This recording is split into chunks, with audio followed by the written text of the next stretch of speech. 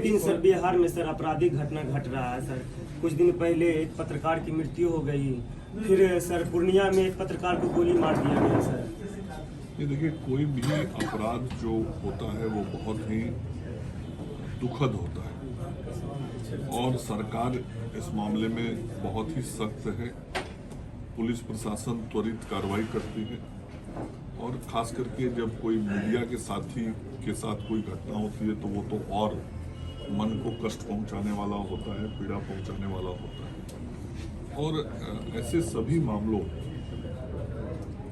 का संज्ञान लेते हुए उस पर पूरी कार्रवाई की जाती है। सर, हाल में पटना में कुछ कोरोना के केसेस आए हैं, लोगों में जागरूकता की कमी देखी जा रही है, लोगों को जागरूक करने के लिए यही बात तो हम लोग रोज कह रहे हैं। पटना में जितने सरकारी होर्डिंग्स लगे हैं, आप देखेंगे 75% होर्डिंग्स पे तो इसी बात का अपील हमने लगाया हुआ है कि मास्क लगाइए, कोरोना प्रोटोकॉल का पालन कीजिए।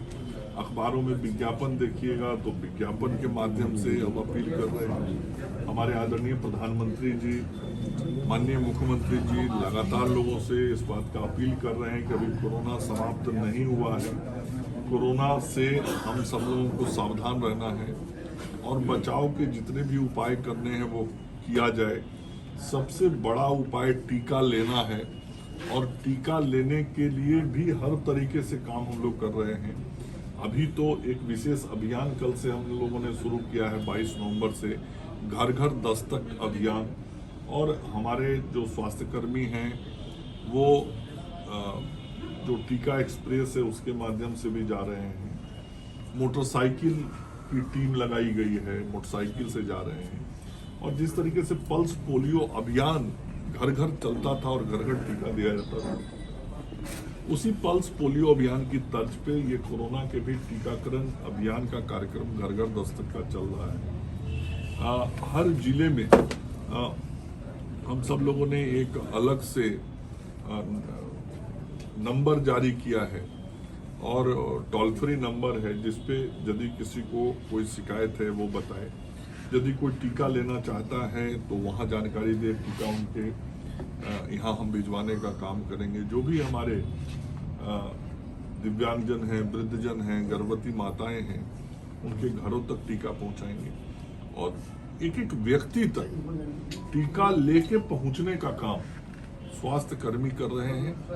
हम सब लोग का अपील इतना ही है कि टीका जरूर ले लीजिए। 7 करोड़ का लक्ष्य तो आपने पूरा कर लिया है, दूसरे दोनों डोज लगे, इसके लिए क्या लक्ष्य है? अब तक 15% लोगों को ही दोनों डोज लगे हैं।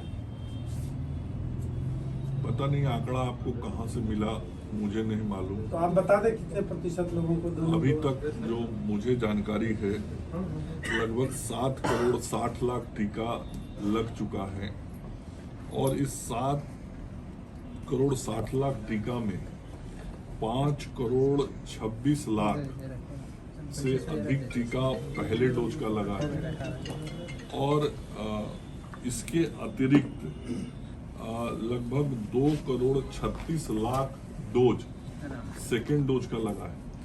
तो अब यदि 2 करोड़ 36 लाख सेकेंड डोज भी लग गया है तो भी कितना प्रतिशत है आप ही निकाल लीजिए। 15 तो कम से कम लक्ष्य निर्धारित किया आप लोगों ने? 15 तो कम से कम नहीं है। दोनों डोज को लेकर के कोई लक्ष्य हमने तो जो भी मैं लक्ष्य निर्धारित करता हूं या विभाग निर्धारित करता है उससे बढ़ के हम काम कर देते हैं। 6 करोड़ का लक्ष्य तय हुआ था दिसंबर तक के लिए, तो उसको हम लोग अक्टूबर में पूरा कर लिए थे। पूरा बतवा हो जाने दीजिए, अक्टूबर में कर लिए। फिर उस समय आप लोग पूछे तो हमको ये लगा कि जिस तरीके से हम कर रहे हैं हम 8 लाख तक कर लेंगे। अब 8 लाख तो दिसंबर में बोले थे, अब ये 7 करोड़ 60 लाख पे पहुंच गए हैं। तो निश्चित रूप से अब 8 लाख से भी बहुत आगे निकल जाएंगे। तो लगातार हमारा प्रयास है कि कोई छूटे नहीं जो बिहार में रहता है। हमारा मकसद यही है।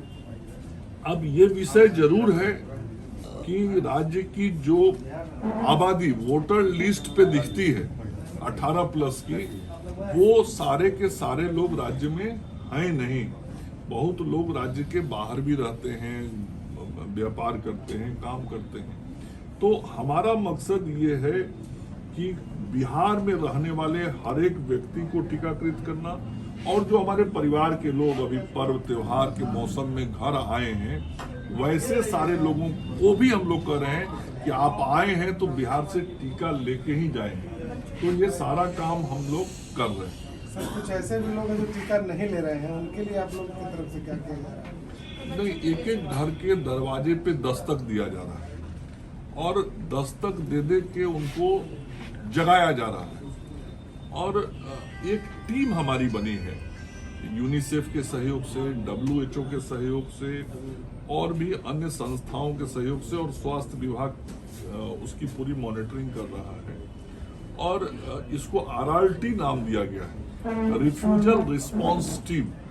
तो हम लोगों ने ये सर्वे कराया तो ये ध्यान में आया कि अभी भी यदि कुछ लोग लेने में कोताही कर रहे हैं, हालांकि अब बहुत नाम मात्र के ऐसे लोग हैं, लेकिन जितने भी लोग हैं, तो जैसे ही ये घर घर दस्तक के माध्यम से जब ये जानकारी लगती है कि किसी परिवार का कोई व्यक्ति टीका नहीं लेना चाह रहा या उसको कुछ मन में शंका है, तो उसके शंका को दूर करने के लिए रिफ्यूजल रिस्पांस टीम उस व्यक्ति तक जाती है और उसकी पूरी काउंसलिंग करती है। सर, बच्चों के लिए क्या किया जा रहा है?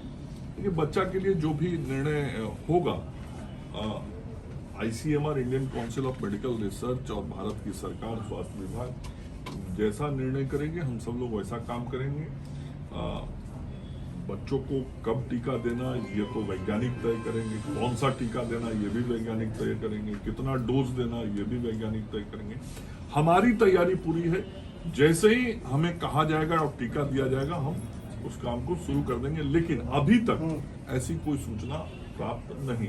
लालू प्रसाद यादव कह रहे हैं कि शराबबंदी पूरी तरीके से फेल है, उनको फिर से चालू कर देना चाहिए। ये आप सब मित्रों को पूछना चाहिए। मैं मीडिया के मित्रों को कहना चाहता हूँ, लालू जी से बड़ी विनम्रता से आप लोगों को पूछना चाहिए कि जिस दिन शराबबंदी लागू हुई थी उस दिन राष्ट्रीय जनता दल सरकार के अंदर था और सभी दलों ने सदन के दोनों सदनों के अंदर इस बात का समर्थन किया था कि शराबबंदी पूर्ण तरीके से होनी चाहिए। सभी लोगों ने शपथ लिया था। तो उस दिन अपने राजद के लोगों को उन्होंने शपथ लेने से क्यों नहीं मना किया था? उस वक्त सरकार में उन्होंने क्यों नहीं विरोध किया था? उस वक्त सरकार में जब वो थे, उनके सरकार के मंत्रियों ने इससे अलग जाके विचार क्यों नहीं व्यक्त किया था? उस वक्त तो सब लोग एक साथ थे। और जब ऐसे नेक विषय पर, नेक कार्य के लिए सब लोग एक साथ थे, तो मेरा और हमारी पार्टी का और हम सब लोगों का ये मानना है कि आज भी उस नेक कार्य के लिए राज्य के अंदर सभी दलों को, सभी लोगों को गांधी जी के विचार के अनुकूल नशा मुक्त समाज बनाने के लिए सरकार को सहयोग करना। जहरीली शराब से मौत हुई उसके बाद आपके प्रदेश अध्यक्ष ने भी कहा कि रिव्यू होना चाहिए शराबबंदी कानून की। तो आप देख ही रहे होंगे कि माननीय मुख्यमंत्री जी ने सभी मंत्रियों के साथ बैठ के पूरा एक एक विषय का दिन भर समीक्षा हुआ और कहाँ कोई कमी या दिक्कत हो रही है, एक एक चीज पे चर्चा हुई और लगभग 7 घंटा बैठक चला। सारे जिलाधिकारी, पुलिस अधीक्षक, सारे वरीय अधिकारियों को बहुत स्पष्ट तौर पे माननीय मुख्यमंत्री जी ने बहुत ही सख्ती के साथ सारा निर्देश दिया और राज्य के अंदर शराबबंदी लागू है और यदि कोई गलत तरीके से व्यापार करता है तो वो पकड़ा जा रहा है। खाली पीने वाले को पकड़ा जाए, लाने वाले को नहीं पकड़ा जा रहा है। जो भी हर प्रकार बड़े बड़े माफिया भी पकड़े जा रहे हैं, जो बड़े कारोबारी हैं।